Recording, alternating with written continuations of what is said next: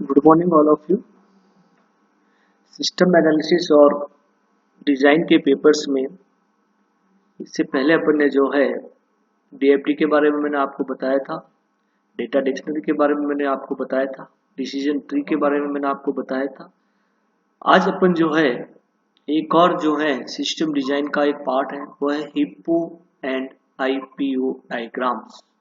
Basically hippo और IPO diagrams का use जो है किसी भी सिस्टम एनालिसिस के लिए एक डिसीजंस के रूप में या एक डॉक्यूमेंटेशन पर्पस के रूप में यूज में लिया जाता है। ठीक है, तो हिप्पो डायग्राम का जो मेन पर्पस होता है वो होता है कि आपके सिस्टम में जितने भी जो मॉड्यूल्स बने हुए हैं उन मॉड्यूल्स का एक हायरार्चिकल स्ट्रक्चर्स डिफाइन किया जाता है।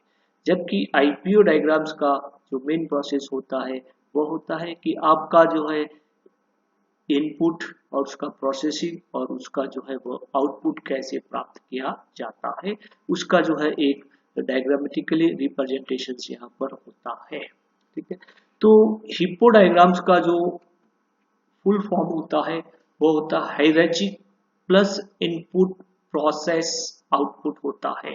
यह हिप्पो डायग्राम जो है 1970s में आईबीएम के द्वारा डेवलप किया गया था। मेनली इसका जो यूज होता है कि system analysis designs aid and documentation popular technique होती है, किसके लिए? फॉर प्लानिंग और documentation of the computer program. ठीक है, HIPO model consist of hierarchical chart that graphically representation of program control structures, यानी आपके एक मॉड्यूल से दूसरे मॉड्यूल्स में या उस एक पर्टिकुलर मॉड्यूल्स में आपका जो है वो एक प्रोग्राम को किस तरीके से मैनेज किया जाता है, उसका हायरार्चिकल स्ट्रक्चर कैसे होता है, उसी के बारे में जो है एक हिप्पो मॉडल जो है वो कंसिस्ट किया जाता है। IPO input process output chart या डिजाइन जो डिस्क्राइब करता है इनपुट, उसका जो आउटपुट और उसमें जो फंक्शनलिटी जो काम में ली जाती है, जो प्रोसेस काम में लिया जाता है प्रत्येक मॉड्यूल्स के लिए, उसका एक हायरार्चिकल चार्ट के अंदर जो भी मॉड्यूल्स यूज में लिए गए हैं उन मॉड्यूल्स का इनपुट आउटपुट और प्रोसेस कैसे डिफाइन किया जाता है वह अपन आईपीओ में डिफाइन करते हैं। ठीक है, तो हिप्पो डायग्राम में जनरली क्या होता है, यह आपका एक मेन मॉड्यूल होता है जिसको अपन कंट्रोल मॉड्यूल कहते हैं, और यह मेन मॉड्यूल जो है वो आपके सब मॉड्यूल्स में डिवाइड होता है। क्लियर? तो और आगे भी इसके जो अगर सब मॉड्यूल्स हैं तो वो आगे से आगे जो है उसको डिवाइड किया जाता है। इस तरीके से एक टॉप लेवल का मॉड्यूल होगा, उसके बाद मिडिल लेवल का मॉड्यूल होगा, उसके बाद और भी मॉड्यूल हो सकते हैं, और एक आपके पास बॉटम लेवल का मॉड्यूल्स होता है।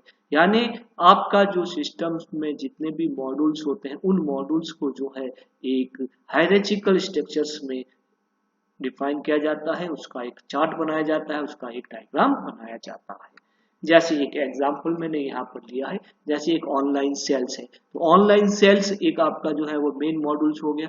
उस ऑनलाइन सेल्स के अंतर्गत आपके बहुत सारे जो है सब मॉड्यूल्स यहाँ पर हो सकते हैं, जिसमें आपका ऑथेंटिकेशन मॉड्यूल हो सकता है, इन्वेंट्री चेक मॉड्यूल हो सकता है, आपका पेमेंट प्रोसेस मॉड्यूल हो सकता है, डिस्पैच आइटम मॉड्यूल भी हो सकता है।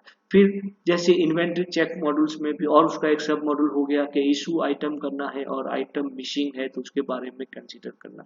फिर आइटम इशू हो गया तो वो आपके इन्वेंट्री से क्या होना चाहिए, डिडक्ट होना चाहिए। उसी तरीके से आपके पास जो होता है वो डिस्पैच आइटम होता है, तो डिस्पैच आइटम होने के बाद उसकी जो है एक इनवॉइस को जनरेट किया जाता है। तो यहाँ इस एग्जांपल्स में आपका देखिए ऑनलाइन सेल्स के जो है अलग अलग लेवल्स पर अलग अलग मॉड्यूल्स और उसके सब मॉड्यूल्स को डिफाइन किया जाता है। तो यह एक हिप्पो डायग्राम होता है एक ऑनलाइन सेल्स का। तो कोई भी एक जो है टॉप लेवल का मैनेजर है या एक कोई सिस्टम एनालिसिस है, आपके सिस्टम का समझना चाहता है तो वो उस हिप्पो डायग्राम्स के थ्रू उसको इजीली जो है वो अंडरस्टैंडिंग करते हुए उसको वो समझ सकता है कि एक्चुअल में आपका जो है वह मॉड्यूल्स हैं या आपका जो सिस्टम्स है वो किस तरीके से काम कर रहा है, आपका सिस्टम जो है वो किन किन मॉड्यूल्स में डिवाइड होता है। ठीक है, तो हिप्पो डायग्राम जो होता है एक डॉक्यूमेंटेशन के लिए गुड होता है, अच्छा एक डॉक्यूमेंटेशन होता है जिससे अपन इजीली जो है वो उसको मैनेज कर सकते हैं, उसको आइडेंटिफाई कर सकते हैं। And HIPO diagrams are good for documentation purpose. Their graphical representations make it easier for designs and manager to get the pictorial representations.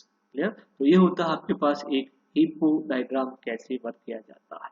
फिर आपके पास आता है IPO, input process and output diagram. Hippo diagram does not provide any information about the data flow और control flow. Hippo diagram यह आपको नहीं बताता है कि आपका डेटा कहाँ से आ रहा है और कहाँ पर जा रहा है, यानी डेटा आपका कौन सा आपका मॉड्यूल इनपुट मॉड्यूल से है, कौन सा मॉड्यूल आपका आउटपुट मॉड्यूल है, कौन से मॉड्यूल से इनपुट वैल्यू को फंक्शनलिटी के रूप में काम में लिया जाता है और उसका रिजल्ट एज ए आउटपुट में आता है। तो यह जो है वो हिप्पो डायग्राम आपको प्रोवाइड नहीं करता है। तो इसके लिए अपन जो है IPO जो है वो डायग्राम्स को यहाँ पर यूज में लेते हैं। IPO use input process and output for input processing and output processing होता है। इनपुट से आपका डेटा आएगा, उसका प्रोसेसिंग होगा और उसके बाद वह डेटा आपके आउटपुट में प्राप्त होता है। ठीक है, तो the input process output model होता है और इनपुट प्रोसेस आउटपुट पैटर्न कहलाता है। Is a widely use approach in system analysis and software engineering for describing the structures of an information processing program और अदर प्रोसेस के रूप में ये इसको जो है वो डिफाइन किया जाता है। यानी आपका डेटा का फ्लो किस तरीके से होगा, कौन सा डेटा आपका इनपुट होगा, कौन सा डेटा आपका आउटपुट होगा। यह हायरार्चिकल मॉडल्स के अंदर जो सब मॉड्यूल्स होते हैं उन सब मॉड्यूल्स में आपका इनपुट आउटपुट और प्रोसेसिंग को डिफाइन किया जाता है।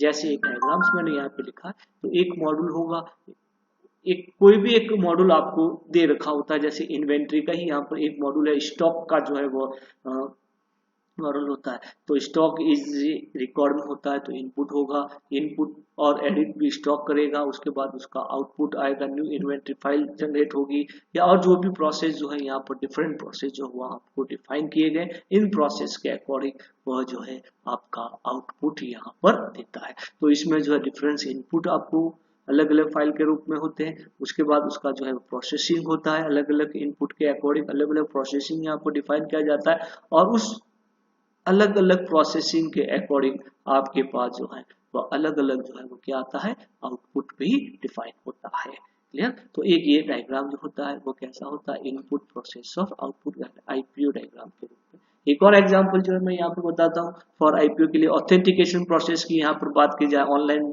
जो अपन ने हिप्पो डायग्राम बनाया था, उस ऑनलाइन हिप्पो डायग्राम्स के अंतर्गत एक ऑथेंटिकेशन प्रोसेस ऑथेंटिकेशन मॉड्यूल्स को मैंने वहां आपको बताया था। तो उस ऑथेंटिकेशन मॉड्यूल्स में IPO कैसे बनेगा, तो सबसे पहले इनपुट के रूप में आपकी एक यूजर स्क्रीन आएगी, उस यूजर स्क्रीन से आपका ऑथेंटिकेशन का आइडेंटिटी यहाँ पर यूज में ली जाएगी। जैसे आपका यूजर ID हो सकता है, आपका पासवर्ड हो सकता है और कोई भी जो आपके पास ऑथेंटिकेशन होता है, तो उस यूजर ID और पासवर्ड को इनपुट स्क्रीन के द्वारा इनपुट में लिया जाएगा। उसके बाद वहां प्रोसेस क्या करेगा, तो ऑथेंटिकेशन कोऑर्डिनेटर से फ्रॉम यूजर स्क्रीन से आती है उसकी वैलिडिटी को वो चेक करेगा। अगर आपकी वैलिडिटी सही है तो वह आउटपुट के रूप में आपको जो है एक और यूजर स्क्रीन के रूप में यहाँ पर डिफाइन करेगा। यानी आपके पास अगर बैंक अकाउंट और आपका पासवर्ड सही है तो आपकी ट्रांजेक्शन स्क्रीन जो है वह ओपन हो जाएगी। जस्ट एक एग्जाम्पल होता है। तो ये होता है एक ऑथेंटिकेशन प्रोसेस का क्या होता है, एक IPO जो है आपका इस तरीके से डिफाइन किया जाता है। यानी तो अपन कह सकते हैं कि both part of the HIPO diagram hierarchical representation and IPO chart are used for structure design of software program as well as documentation of the same होता है। तो ये जो है आपने जो एक छोटा सा इंट्रोडक्शन जो है अपन ने यहाँ पर पढ़ा कि हिप्पो और IPO डायग्राम्स क्या होता है, इसको जो आप ध्यान से देखें, इसके एग्जाम्पल को आप अच्छी तरह से कंसीडर करें। इस तरीके से इसमें अपन का जो है वो सिस्टम एनालिसिस SDLC के अंतर्गत अपन ने जो फेज जो पढ़े थे उसमें सबसे पहले अपन ने रिक्वायरमेंट एनालिसिस को डिस्कस किया था, उसके बाद अपन ने फिजिबल स्टडी को डिस्कस किया था, फिर उसके बाद अपन ने जो system analysis and design phase के वहां पर आए थे। तो उस सिस्टम एनालिसिस और डिजाइन फेज में अपन ने सबसे पहले जो है वो एक जो है आपका डेटाबेस कैसे डिजाइन किया जाता है, फिर उसके बाद अपन ने जो ईआर डायग्राम को मैंने आपको बताया था, फिर अपन ने जो है आपके जो है वो डीएफडी डायग्राम्स को मैंने यहाँ पर बताया था, फिर अपन ने जो है वो डेटा डिक्शनरी के बारे में मैंने आपको बताया था, डिसीजन टेबल के बारे में मैंने आपको बताया था, डिसीजन ट्री के पार्ट को मैंने आपको बताया था, और आज अपन हिपो और आईपीओ पार्ट को यहाँ अपन ने डिस्कस किया है। तो इस तरीके से एक जो है आपके जो है डिजाइन फेज का जो है एक कॉन्सेप्ट जो है यहाँ पर इम्प्लीमेंटेशन हुआ। नेक्स्ट एचडीएलसी का जो पार्ट अपन यहाँ पर लेते हैं, जब आपका सिस्टम कंप्लीटली डिजाइन हो जाता है तो उस सिस्टम्स को जो है प्रोग्रामिंग पॉइंट ऑफ व्यू से अपन क्या करते हैं, इम्प्लीमेंटेशन करते हैं। यानी कोई भी कोडिंग किसी भी एक लैंग्वेज में एज पर आवर रिक्वायरमेंट और अपने जो डिजाइन फेज है उस डिजाइन फेज के अकॉर्डिंग अपन उस सिस्टम की क्या करते हैं, अपन कोडिंग करते हैं। यानी आपको स्क्रीन डिजाइन करनी होती है, उसमें इनपुट कैसे जाएगा, उसमें किस टाइप का डेटा अपन इनपुट करेंगे, वह सारा कॉन्सेप्ट जो है इम्प्लीमेंटेशन में किया जाता है। Okay, thank you.